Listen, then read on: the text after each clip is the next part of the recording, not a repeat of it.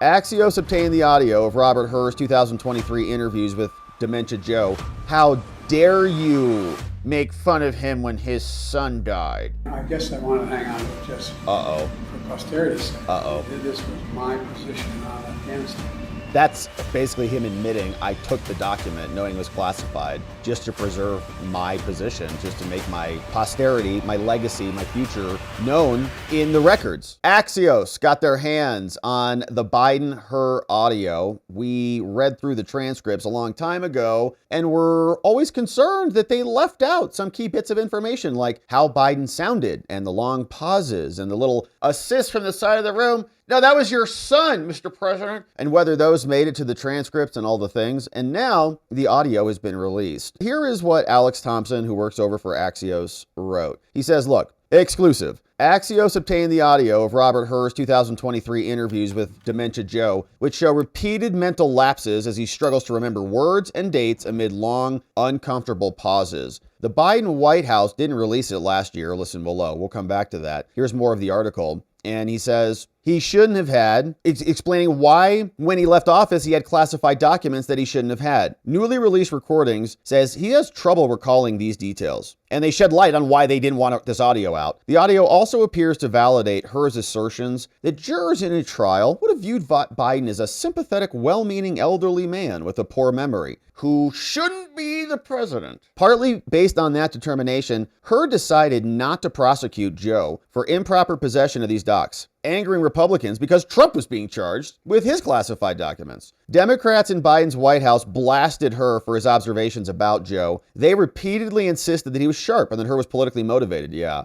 And they scolded everybody for this. How dare you make fun of him when his son died, or exploit a moment of mourning and grief of an elderly man reminiscing about his dead child. Yeah, well, it wasn't exactly that, as we'll hear. So the big picture, they say, the audio surfaces as Democrats are grappling with the legacy of Joe, and not really Joe, but the cover-up that they were all complicit in. And now they're trying to backpedal, right? This is, get it out before it gets real bad. So the first people who are out, it's like, wow, I didn't know. Jake Tapper, I didn't know any of this. Like, Jake, shut up.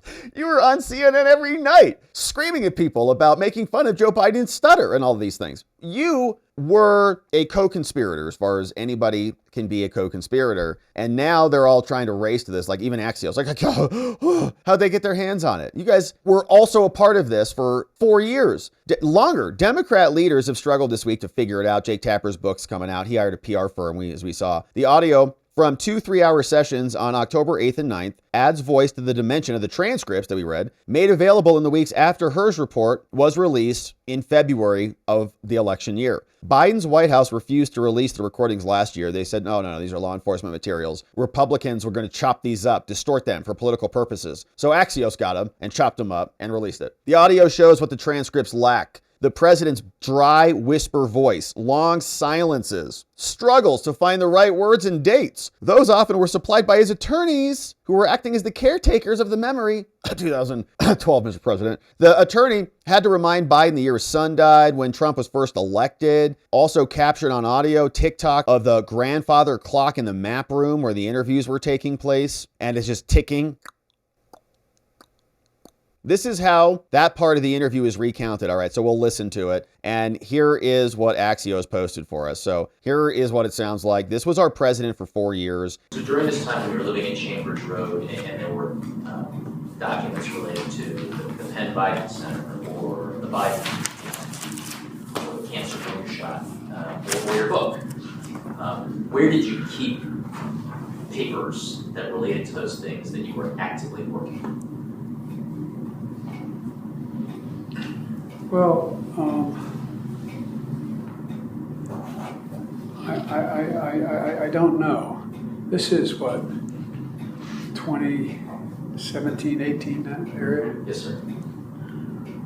Remember, in this time frame, my son is either been deployed or is dying. Okay, but where were your documents, though? And so it was,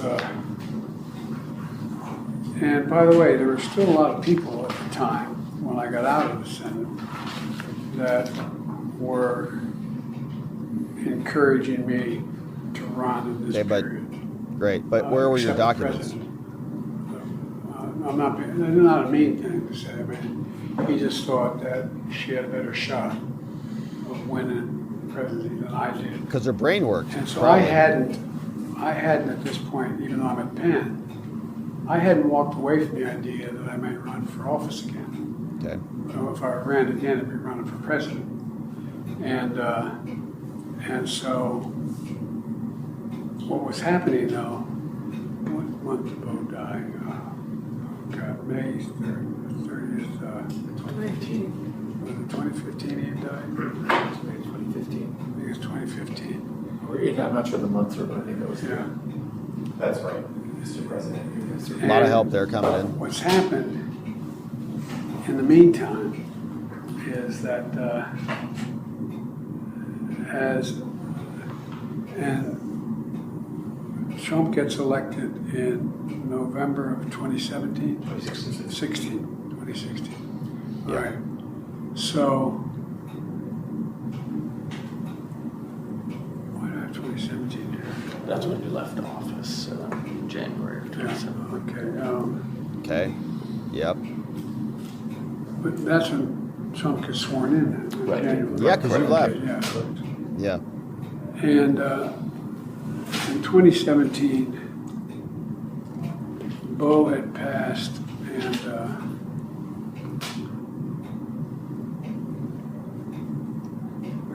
this is personal. It's personal, yeah. The genesis of the book and the title, Promise Me Dad, What? Okay, so honestly, I would imagine this is a strategy by his defense team, his legal team, and he's just defaulting to this, just play the elderly, confused old man. Now, he probably oversold it, right? The idea would be, though, make this personal and just kind of pause emotionally. Like, if you get emotional, just let that happen, okay? And just they're going to ask about all this time, yet all these other things that were distracting you, and I don't really know, you know? I was still in grief. Oh, you're in grief? Yeah. Because if he says, I don't recall, you need some other justification for why you don't know or why you can't answer these questions or perform. Obviously, the I don't recall thing is a big problem if you're the president of the country. You can get away with that if you're Mark Elias in the Michael Sussman trial, when, you know, super sharp dude who knows a lot about the law comes in, remembers all that stuff because he was a part of it, comes in, takes the witness stand at trial. I don't recall. Come on, bro. You recall all of that. We know you do. And then it doesn't matter to him, right? Whether somebody comes out and says, God, you're an idiot, aren't you, Mark? You're kind of dumb because you can't remember that stuff like we did. He doesn't care. Well, so what? He's going to go back and continue to be a Democrat political hack. Joe Biden, though, is the president. If he's littered in here with a bunch of I don't recalls, that's a problem. So his defense team comes back out and says, just, you know, emotional, very emotional. Gosh, it's hard to remember that there. Not because of my memory. Memory's fine. I was in grief. I was in mourning. And the fact you're even asking about this is really making it difficult for me to process what's happening here. was I know you're all close with your sons and daughters, but Yeah, there you go. Bo was like my right arm, and that was my left. Did he take the documents? These guys were a year and a day apart, and they could finish each other's sentences. And Bo, I used to go home on the train Bo story. in the period that I was still in the Senate. Anyway, If you remember. what's your question? Documents, where are they? There was not pressure. Bo knew how much I adored him.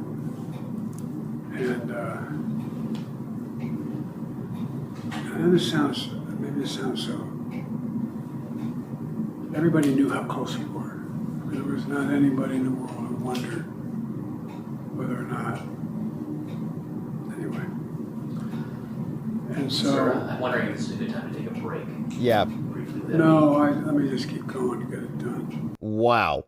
Robert Hur's like, dude, do you need a cup of coffee? Do you need go talk to Hunter, okay? He probably has something in his coat pocket to put in your nose. but come on back. Biden says, nope, we'll just sit here and just allow this to go forward. And it's pretty bad. Now, you got to ask yourself, too, like, this is a legal deposition. He's sitting there with attorneys, like, should be high pressure, high stakes, should have adrenaline. He's under criminal investigation for having classified documents. His other person is right next door. His opponent, Trump, is being prosecuted for the classified documents. And he is now under investigation for the same thing. So there's precedent for being prosecuted and imprisoned for this, right? So you should be at like level 10, ready to go. As stakes as high as anything in the White House, in the Oval Office. Maybe not quite as high if you think you might care about other people more than yourself, which I don't think that exists for Joe Biden. My point being, like, if Joe Biden's in the Oval Office and he's like, 10,000 people in Africa are going to die or Hunter Biden's going to go to jail, what's his position going to be on that? I think we know. He showed us. He promised us he wouldn't make that distinction, but then he pardoned Hunter Biden. So I think we know where he stands on stuff like that. But in this position, right, like, he's at stake, his family's at stake, Hunter probably access to classified documents, that's all at stake, and he's just gone. So my point in this is that if that is his performance at a high stakes meeting like this, what is his performance like in a high stakes meeting involving American interest in the White House or Oval Office? Not good. So they gave us some transcript here. Here's some more audio on this. Says, though amiable, the interview became somewhat tense when Biden attorney Bob Bauer, who was covering for Joe forever, chastised another prosecutor in this exchange over why Biden had kept a memo about Afghanistan. Bauer dictated the answer to Joe. This memo, Mr. President, was this something that you consciously kept after your term as vice president? Is this something that you wanted to hold on to? I don't recall whether did I have this? Was this in my possession, this memo? Yes, to give you some context for this, Mr. President, it was found in the front of this notebook that's on the first page. And the notebook was found in the library at the Lake House in one of the drawers in the cabinet. I don't recall how it got back. I mean, I don't recall how it got back in the book because I sent it to the president. I gave it to the president. And this looks like the original. I don't think maybe there's a copy made of it, but I don't think so. It was faxed, just to give you Oh, some okay, context. that's why. Yeah. All right, now I got it. I wasn't sure whether I handed it to the president. It was faxed to the president, which I had the copy. Right. Okay. You had the original? Yeah, I had the original, and I just put it in the book, and that was it. Okay. Were you aware that you had kept it after your term as vice president? Did you know that you had it? I don't know that I knew, but it wasn't something I would have stopped to think about. Yeah, it's just classified documents. The reason I ask is it's been written about. Bob Woodward wrote about it in one of his books. Jules Whitcover wrote about it in his biography of you. So that's the reason I asked, is if it was something that you wanted to hang on to because it was going to be the subject of reporting or history. I don't know if it would be subject to reporting, but I wanted to hang. I guess I wanted to hang on to it just for posterity's sake. This was my position on Afghanistan. That's basically him admitting I took the document knowing it was classified just to preserve my position, just to make my posterity, my legacy, my future known in the records. And then it turned out it was shared with a bunch of other people who published it in the reports and the stories that Robert Hur just mentioned there. So that's like intentionality right there. You took it, you were a senator, you weren't the vice president, or maybe that was when he was the vice president, when that specific document was retained, or maybe not. Maybe it was when it was a senator. I don't know about that specific document, but he's saying, yeah, I took it for posterity's sake. Do you know, at the time, Trump, who was the president, was being prosecuted for that. And he declassified the documents by virtue of taking the documents. They're his documents, and they left the White House before, they were gone before his power expired. So this is, I mean, on display, a double standard that exists. He's sitting here, way more culpable than the president was, and admitting it on the record, and the White House covered it up. You can see why. I've been of the view, from a historical standpoint, that there are certain points in history, world history, that allow you still fundamental documents? things change, usually technology. For example, without Gutenberg's printing press, Here we Europe go. would be a very different place. Literally a different place, because countries would not have known what was happening in other countries, other parts of the country. You know, think about a stupid idea, a notion. Nixon probably would have been president, or he used to television, where he's sweating. I mean sincerely, he was sweating so profusely in that debate. A lot of people thought he won the debate, but he lost the debate because of his demeanor. So there's a lot of things that I think are fundamentally changing how international societies function, and they relate a lot to technology. And one of the things that I was of the view that a lot has changed in terms of everything from the internet to Rambling, to the way in which we communicate with one non-responsive. to that has fundamentally altered the ability. I've had this discussion with the press. Mr. President, I'm Thank sorry you. to interrupt you. No, I'm sorry. Anyway, that's what I wanted to do. I It had really- nothing to do with Afghanistan. Okay, great, that answered my question. And Mark, just really quickly, I promise it'll be brief. I just really would like to avoid, for the purpose of a clean record, getting Yeah. into speculative areas. When the president responded and said, I don't recall intending to keep this memo, you then said, well, might you have thought it was important to keep whatever? And he said, well, I guess I could have. His recollection, as I understand it, is he does not recall specifically intending to keep this memo. There you go. Okay. The lawyer just cleaned that up big time. He didn't mean what he just said. Just to be clear, his first answer was the right answer. And then the rest of that was just speculation and rambling. And he said might, and he said all these things. Lawyer jumped out of his seat. It's good lawyering, right? He would go, crap. Because as soon as he said that, well, yeah, I mean, I thought, sure, I'll take that for posterity's sake. So the future journalists and anybody reporting on this knows what happened. Oh, okay. Busted. After he left the vice presidency, I want these questions to be as clearly answered and recorded on the transcript as possible. I think we should take a break. Another break. He's like, don't you tell me what I'm doing here, okay? This is the point of the deposition, is to get him to talk about this stuff, and he did that. So we'll take another break, he says. Brutal. And I don't know if this stuff was actually in the transcript. Was that exchange between her and that attorney in the transcript? I don't recall on that one. But throughout this interview, Biden sounded more like a nostalgic grandfatherly storyteller. It does. It sounds like he invited you over to, reminisce about the old days over, coffee and donuts or something. Like you're just going to sit there. Yeah, come on over. Let's visit for the morning and hang out. Says throughout this interview, he waxed on about several topics, including shooting a bow and arrow in Mongolia. Here's that exchange. Now, I don't think they've released the full audio of all of it yet. I don't know if they have it all yet, but here's another exchange. Went to Mongolia and Foothills of the Himalayas.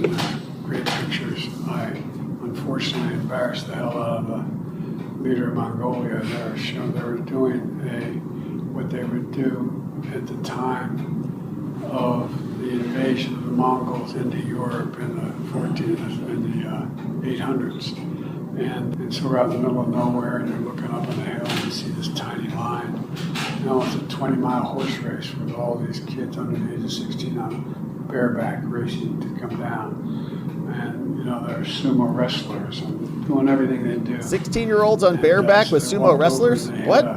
Target big bales of hay 100 yards away. And these guerrillas were, taking shots. And I don't know if it's embarrassed me or to make a point, but they handed the bow and arrow. I'm not a bad archer. But the only problem they were if I could pull it back, so Dude's gone. pure luck, I hit the goddamn target. You hit it? No, I really did. We Bales believe of it, hay, Joe. that were like 20 bales of hay with a big target in the middle of the bale of hay.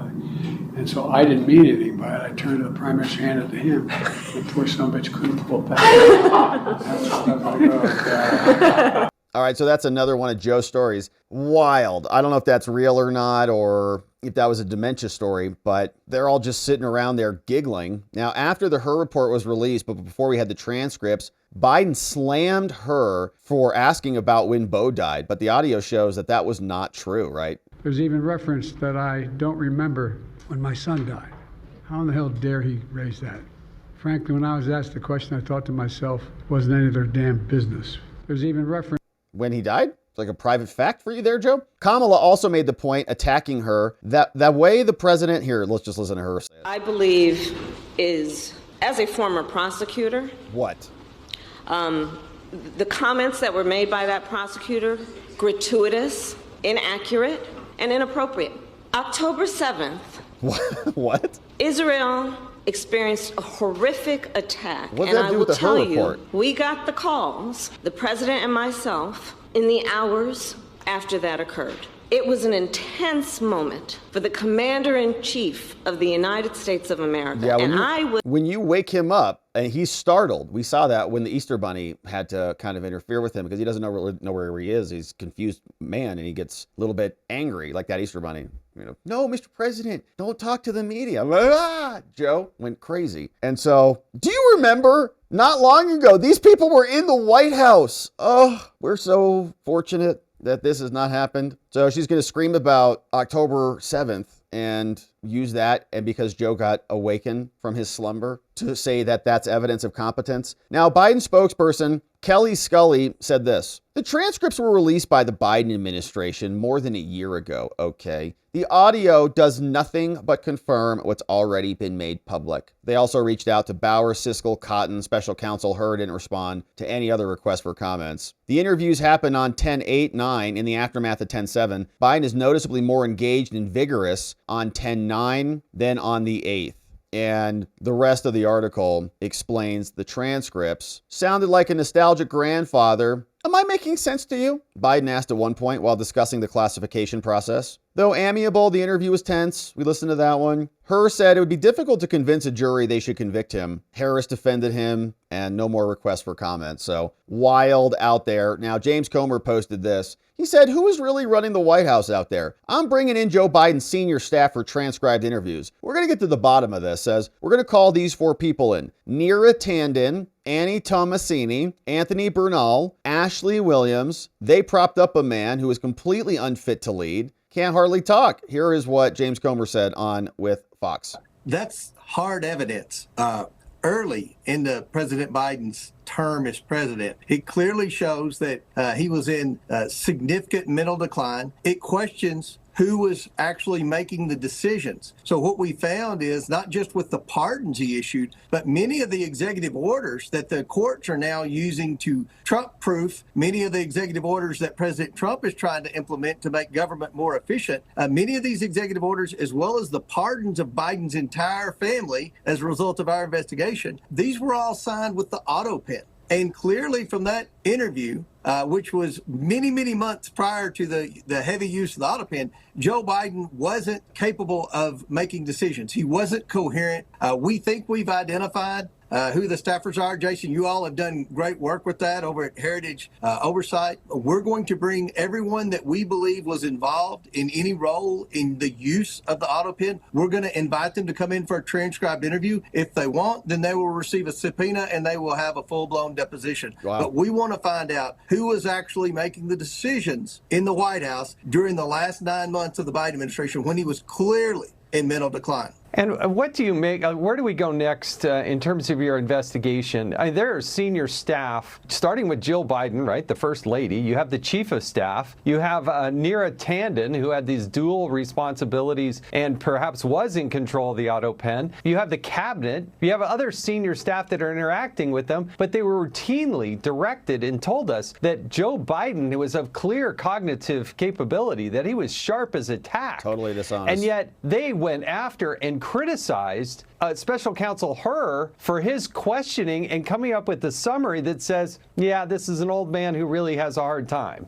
Yeah, I mean, that was breathtaking. That was her being nice to Joe Biden, but warning America, look, we've got a serious issue here with the President of the United States. Anytime people like me or Jim Jordan raise the question publicly whether or not Joe Biden was fit to serve as president, people like Jake Tapper and people in the legacy media attacked us. They Now he's called trying us, to get rich. Insincere, Off a book. rude, just the worst names in the world. Now they've all turned on a dime and they're doing what we knew all along. They're trying to say, oh, there was a cover-up. Someone covered up. We You know did. there was a cover-up. The media, as usual, Yeah. the legacy media is late to the game. What we want to know is who was the ringleader of the cover-up, but who was making the decisions. I mean, there were some major decisions made by Joe Biden, especially in the last 3 months of his administration. Who made those decisions? Somebody has to give the authority to use the Autopen. Obviously, Joe Biden wasn't the one that stuck the papers and the pardons in the Autopen. Some staffer did that. Who authorized the staffer to do that? There's no paper trail. There's no evidence that we found that that person was Joe Biden. So we're looking at the senior officials, and don't rule out Hunter Biden. He spent a lot of time in the Oval Office in the last 3 months. We know that from press accounts and from sources that were involved in the workings of the White House then. Chairman Comer, one last question. That is about this interview, the Secret Service getting involved, bringing in, doing an interview with James Comey. What do you think when you look at this? Do you think this was just some accident that the FBI director, former FBI director, didn't know what he was posting up about Donald Trump being obviously number 47? My opinion of Comey is so bad, I don't know that I could give a fair and balanced answer to that question, Jason. Everything that he was involved in, that I was involved in investigating, there were mistakes made, there were lies told, there was incompetence demonstrated at every step of the way. So my confidence level in James Comey is so low, I could see that he made a simple mistake, but it wouldn't surprise me at all if that was intentional and they were trying to jizz up some type of coup or some type of insurrection, as Jamie Raskin would say, or whatever. Yeah. Look, they're losing their minds over Trump's success in securing the border. All the things the media said President Trump couldn't do that he did in the first 3 weeks of his term has made people like Comey very anxious now, and who knows what led to the decision to post that picture. All right, so a lot there, but anyway you splice it, you got James Comey, who is obviously a corrupt person. He might be an incompetent person, depending on how much benefit of the doubt you want to give to him with his inappropriate post. But before that, of course, we've got questions about Hunter Biden and Joe Biden's competency. And the fact that they're going to drag these people in and interview them, I think will be instructive. We'll learn some things about what happened here, but it's going to be diffused, right? The idea is you have security by obscurity. No one really is the main focal point. Everybody's operating independently like little terrorist cells taking advantage of Joe. You just have Hunter Biden in his ear. Yeah, Dad, just sign this one. Yeah, no, you'll love it. It's your cousin. He's great. And then they just sign it and it gets done. Question is, how do you undo any of those things? Or could there be criminal liability in those things? Could there be elder abuse, criminal charges brought by Pam Bondi or whatever? But the point is, there was a cover-up that occurred, and we had our president being exploited by people in the administration, which is, I would say, treasonous behavior since they're not the president and they're undermining the position. My question to the Democrats and the people on the left is, are they okay with that? Like, when they listen to those tapes and Joe Biden, is that something they think that's who we want as the president? That was just a bad day. The debate was just a bad day. Everybody was just overreacting, and the Republicans were trying to take advantage of this for political gain, or maybe their side was taking advantage of their position in the media to cover up for somebody who was clearly not capable of being the president. And will there be any self-reflection or internal analysis for how they got to that spot and how they could allow that to happen to them and their party? No, not at all. But we'll see what James Comer is able to dig up. We'll be looking forward to reading those transcripts when they drop.